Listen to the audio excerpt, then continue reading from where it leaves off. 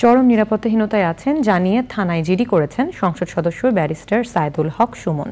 তাকে হত্যার উদ্দেশ্যে ৪-৫ জনের একটি শক্তিশালী দল ৩ দিন থেকে মাঠে নামার খবর পুলিশ তাকে জানিয়েছে বলে দাবি করেন তিনি। ব্যারিস্টার সুমন বলেছেন, যতই হত্যার হুমকি আসুক তিনি দেশ ছাড়বেন না, তার কাজকর্ম বন্ধ করবেন না। এনামুল কবির উপমের রিপোর্ট।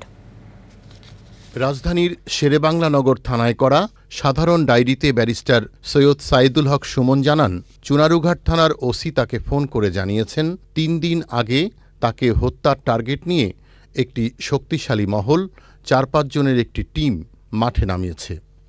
ওসি সাহেব পাইছেন কিন্তু খবরটা 2 দিন আগে।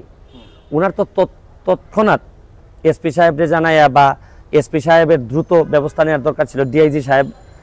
বরং আমি আইসা জিডি করার লাগলো কেন? কারণ আমার মেরে ফেললো, আমি দেশও ছাড়বো না এবং আমি আমার কাজগুলো বন্ধও করব না। আর এইসব আগে নেতারা বন্ধ করছে বইলেই তো বেনজিরের মতো লোক তৈরি হয়েছে, মতিউরের মতো লোক তৈরি হয়েছে। পুলিশের এইসব কারণেই যে খবরই পায় না কখন কারে থ্রেট দেয়। আমার কাছে মনে হইতেছে যে রাষ্ট্রযন্ত্রের কিছু কিছু মানুষকে আদৌ কি চাচ্ছেন কিনা যে আমি বেঁচে থাকি।